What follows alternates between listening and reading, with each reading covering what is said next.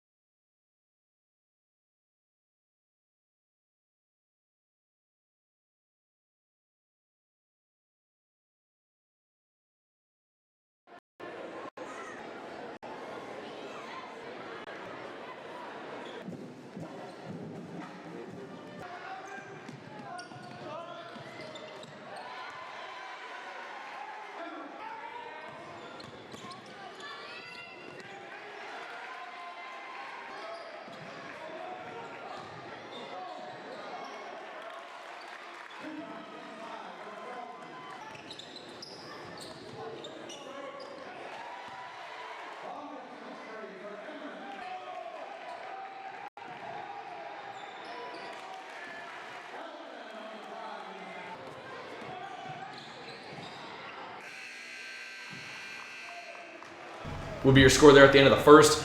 And then the three balls off the mark. Feldman gets the rebound and one as the foul and the bucket goes.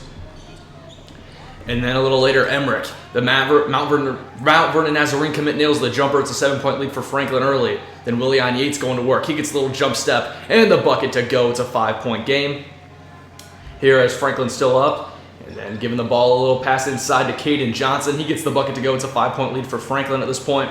And then a little later, the shots off the mark, rebound from Johnson. He gets the foul and the bucket. I thought it was a travel. It was they called it an and one on the floor. 7-point lead for Franklin. He would make the free throw, extend it to an 8-point lead. Noah Moser nails the jumper as Springboro trying to make a comeback here at the end of the first half. And then Willian Yates steals the ball from Emmerich. A nice little pass inside to Feldman. He gets the bucket to go. It's back to a 4-point game here.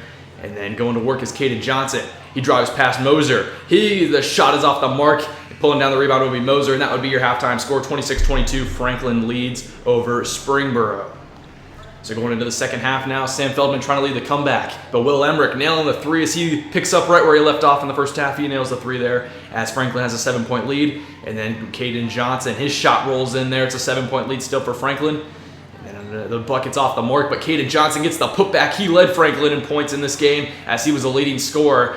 And then a nice pass as Will Emmerich goes backdoor on the cut. He gets the bucket to go, and Franklin's up by 11. And then a pass over inside to Noah Moser, trying to give the Springboro a little bit of a comeback here. But Will Emmerich kept knocking down shots as he nails a three. It's a 12-point lead for the Wildcats. And then Willian Yates giving it inside to Feldman. He makes it down to a 10-point game. And then Springboro still trying to cut back into this deficit, giving it inside to Feldman. He draws the bucket as he gets it there, and it's back down to single digits now. But Will Emmerich would try to keep his team in this one. Willian Yates nailing the jumper. It's down to just a 7-point game now. Springboro right back in this one.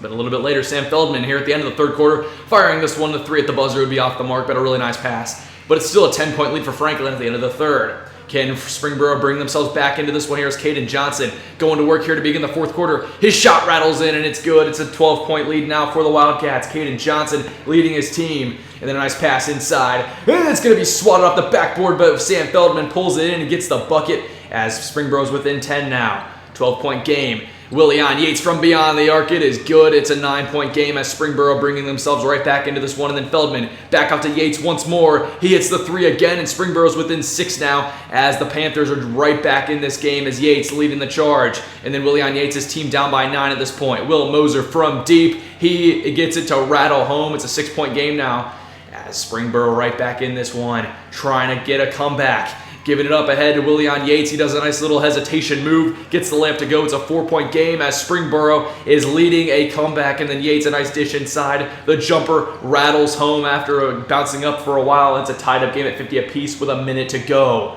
Franklin down the stretch trying to get the game winner here. 13 seconds to go. Caden Johnson with the basketball. Driving to the rim past Moser. His shot's off the mark. It's rebounded by Sam Feldman. Gives it up to Yates. Springboro dribbling up the court. They don't have enough time. They'll call a timeout. And that's where we'll be here with around 2 seconds to go. As 2.9 seconds. Willian Yates inbounds it to Khalil Trent. The 3 at the buzzer for the win. It's off the mark as Springboro and Franklin would head to overtime now.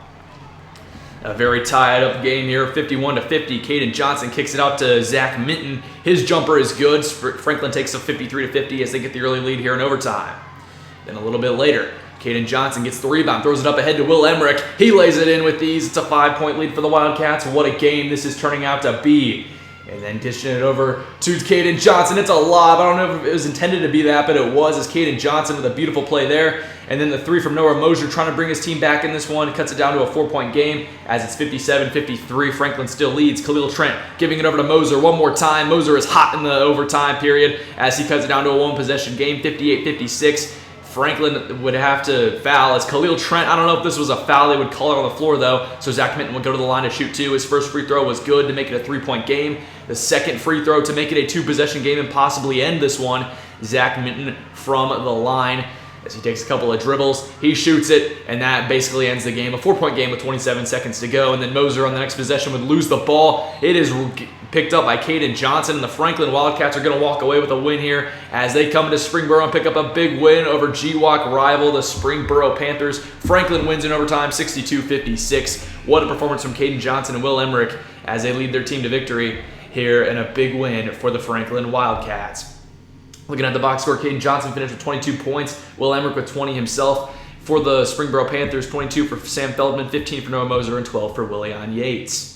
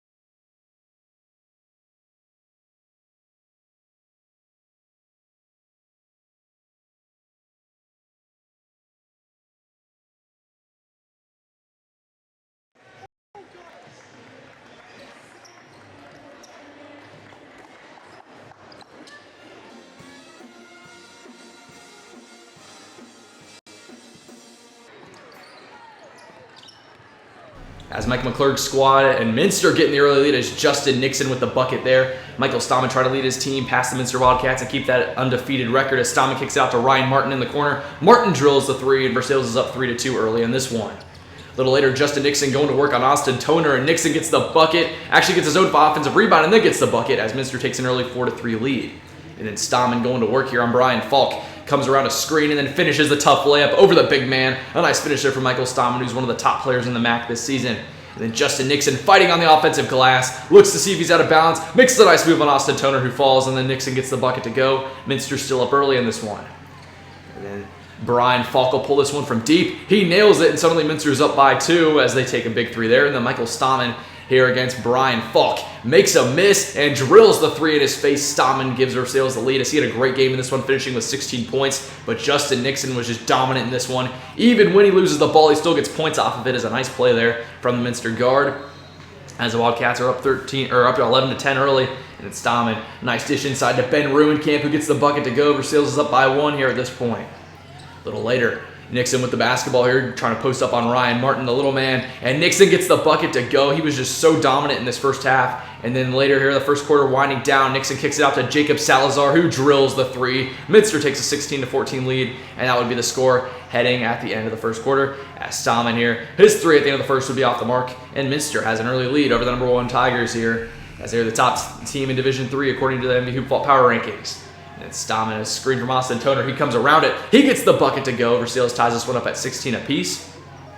And then a little later, Jacob Salazar dishing it inside. That's a bucket from Brian Falk as Minster takes back the lead. And then Stahman going to work. A really nice move as he gets the jab step and the tough layup to go. One of the best finishers I've seen this season from Stahman. And then Stahman here against Falk. This is a really nice move right here as he gets Falk to completely fall, and then Stahman just misses the open 3. That could have been a huge momentum changer in this one, but Jacob Salazar tying this one up towards the end of the first half with a deep 3 there from NBA range. And then the 3 at the end of the first half off the mark. Ryan Martin's shot is swatted at the end of the first, and the Minster student section goes crazy. It's 25 apiece here at the end of the first half. So moving into the second half now, Ryan Martin giving it inside, and it's the same story. Michael Stahman with a really nice play right there as he gets the bucket to go. And then Justin Nixon just going to work inside. He gets his bucket to go. It's 27 apiece here in the third quarter.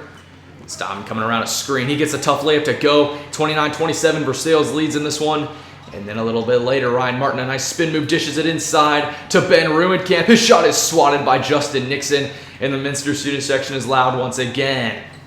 Later in this one, Michael Stahman coming around a screen, kicks it out to Ben Ruenkamp for 3. He nails it, and Versailles starts to pull away as they take a 5-point lead in this one, and they would continue to make a run. As Michael Stahman coming down the court, he looks to make a move. He steps back, fires it over towards the outside. It's going to be caught by Martin. Over to Cody Knopfsinger in the corner. It is good, and Versailles is up by 8 at this point. A nice shot there as Minster would call a timeout.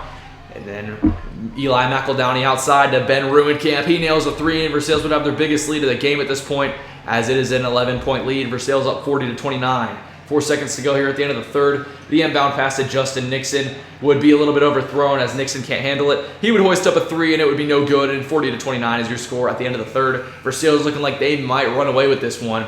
But Minster would put up a fight here in the fourth quarter. Ryan Martin trying to get the fourth quarter started for the Tigers. His shot is swatted by Justin Nixon, who was an absolute presence in the paint in this one. 43-29, Versailles leads. Nixon going to work inside, gets the bucket to go, trying to lead the comeback for the Minster Wildcats. And then giving it over. Here's a little layup. It's going to be blocked, but it's put right back up by Nixon. Even when Ryan Martin makes a nice play, Nixon is there to clean it up. His shot's off the mark. He gets his own offensive rebound and then goes right back to it. Gets the bucket to go. Nixon finished with 20 points in this one. And then it's an 8-point game. Nixon going to work inside. Ryan Martin all on him. The shot's off the mark, but the putback is good from Brian Falk, and Minster's back within 6 at this point.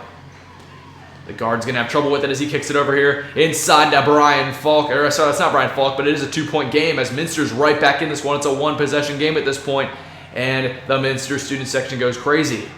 Michael Stahman with the basketball here late in this one. He's going to be dribbling on the outside, and instead of calling a blocking foul or a charge foul, they instead say he's out of bounds. It's a turnover. It's going to be Minster basketball, and they're dribbling up the court here with possibly the final possession of the game, but they would go right to it. It's a 2-point game, and they give it inside to Justin Nixon, who's been so good this afternoon. Austin Toner with the great defense. It's recovered by Stahman, and they're going to call it a foul on Minster, and Stammen would get a bloody nose here, which he would have to clean up quickly with his jersey. They would let him shoot the free throws, but he would have to leave the game after that and enter with a new jersey.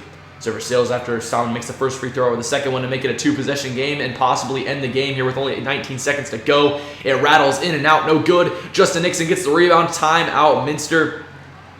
Or actually, they would go with it here. A 3-point game as they get over to the guard. Giving it over to Nixon. He would drive. Instead of going for the 3, he goes for the 2. A possible missed foul call there on Austin Toner. It's hauled in by Cody Knopfsinger, and the Versailles Tigers look like they might just win this game with the 3-point lead with only 5 seconds to go. Knopfsinger's first free throw would be no good. His second one, or first free throw would be no good, and the second one from Knopfsinger to put the game away. 2 chances to put it away. The second one is also no good. It's hauled in by Brian Falk. Timeout. Mike McClurg and the Wildcats have a chance here. One final shot here. 4.3 seconds to go. It's a 1-possession game. What can Minster do?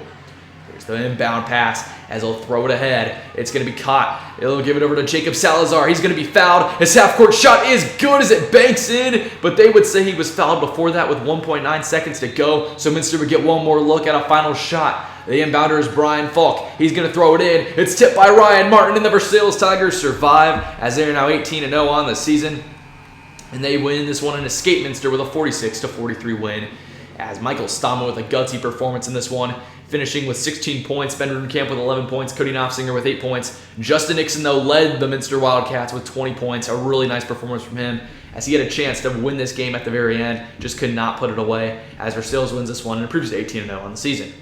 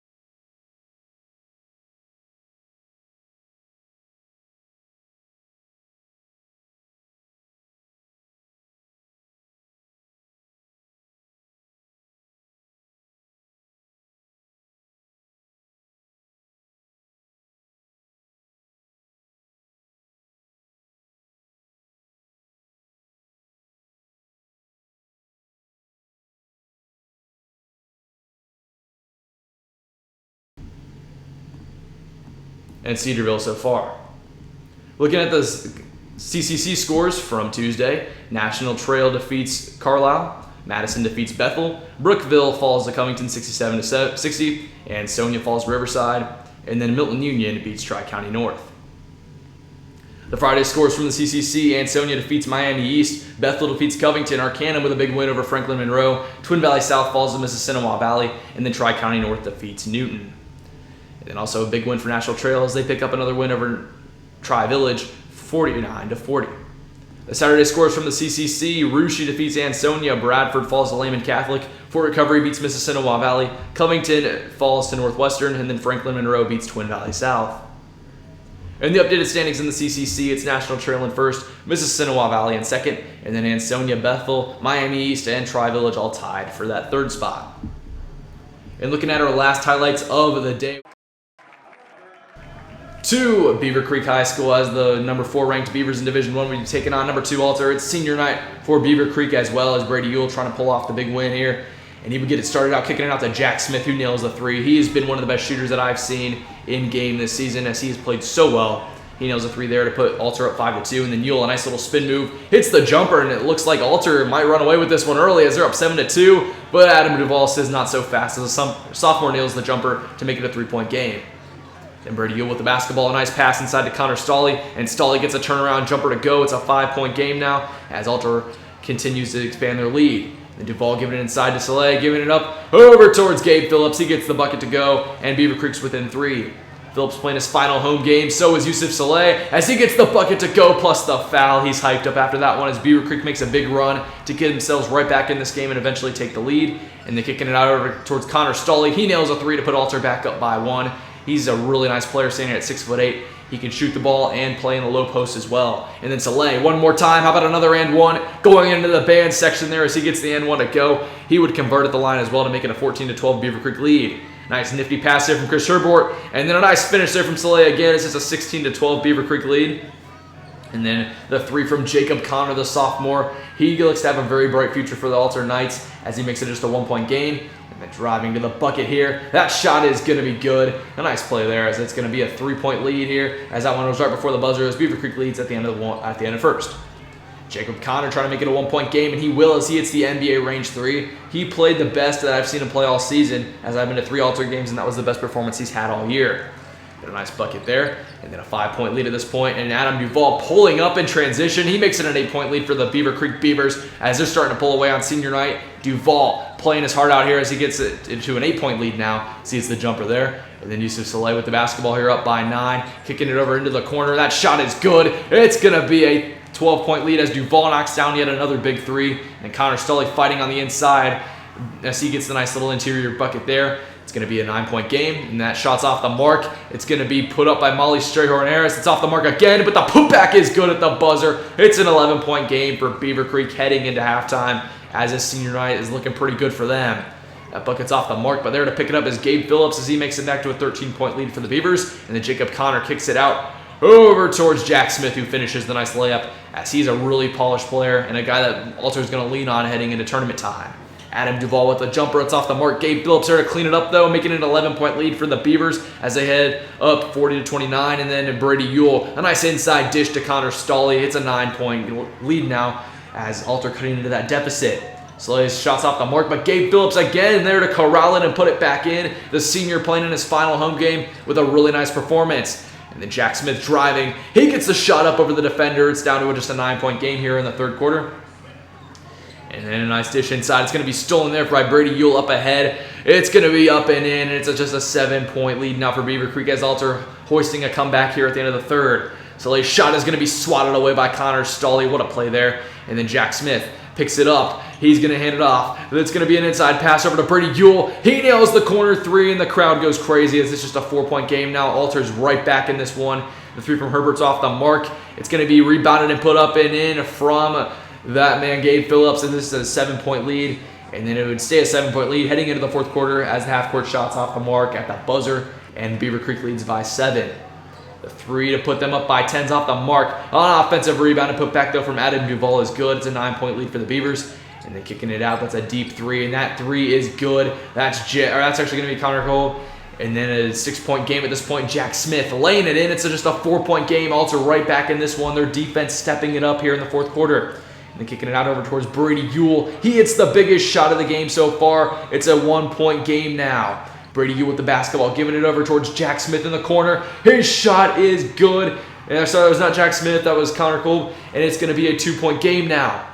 And then there's Jacob Connor as he lays it in, and one under a minute to go. That's a big shot. He can make a free throw to make it a 1-point game, but he would miss, and that's a huge miss as now Alter has to foul. If he would have made that free throw, even if he makes both the free throws, it's still just a 1-possession game, but it's going to be a 2-possession game as Soleil makes the first one, misses the second one. And now Alter with the basketball. Stolly's going to go with it here. His team down by 4. They need to get a shot up quick. Gives it over to Jack Smith in the corner. His 3 air balls. It's off of Soleil though, so Alter's going to get another chance at it. Connor Stolly with the basketball over towards Jack Smith. Back to Stolly driving. His shot's off the mark. It's going to be rebounded by Adam Duvall. He is fouled on the play, and Beaver Creek is going to survive in this one, it looks like, as they pick up a big win over Alter. Connor Stolly's 3 at the buzzer is good, but Beaver Creek wins this one 58-55. And just like that, Beaver Creek knocks off their second-ranked team of the week as they defeat Wayne on Friday and Alter on Saturday. Adam Duvall led the way with 18 points, Gabe Phillips with 12, Yusuf Saleh with 10 on the other side of the ball. Connor Stolly had 14 points, Jack Smith with 12, and Brady Ewell with 10. Looking at our updated power rankings here, as we head into week number 11, first in Division 1, you can see number 1 Miamisburg as they beat Lebanon and they move up from that 5 spot to the 1 spot as pretty much everybody else lost in the top 5. Beaver Creek goes up to number 2 after upsetting Wayne and Alter, but they did lose to Elder on Tuesday. Centerville moves down to number 3 from number 1 as they lose to Trotwood on Friday. Sydney moves down to number 4 after a big loss against St. Mary's Memorial, and then Wayne moves from 2 to 5 after losing to Beaver Creek on Friday. Looking at the D2 power rankings, as you can see, Trotwood and Alter both stay at number 1 and 2, and Baden stays at 3 as well. Baden did lose, but it wasn't that bad of a loss. Same with Alter. They obviously lost to Beaver Creek. It was a good team, and I can't really see anybody else moving above them. Trotwood did lose Trotwood beat Centerville and Hilliard Bradley, 2 giant wins for them this week as they move in, looking into tournament play, playing their best basketball the whole season. Thurgood Marshall moves up to number 4 after having a couple wins, and McNick loses on that half-court shot, which we'll show a little bit. Showing the D3 power rankings now, Versailles at number 1 after the loss to Annistil. Middletown-Madison jumps up to number 2. National Trail at number 3. Anna at number 4 after a nice week. And then Stivers at number 5.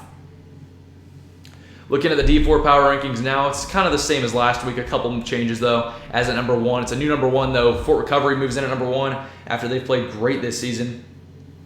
Jackson Center at number 2. Delta St. John's at number 3. Cedarville at number 4. And Parkway at number 5.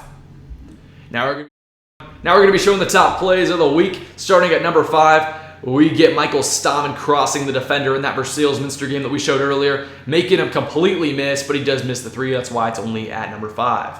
Coming in at number 4, though, it's a really nice play here as we go to Jackson McGowan from Miamisburg, the freshman, throwing it down against Springfield. They did fall to Springfield in this game, but a really nice dunk there.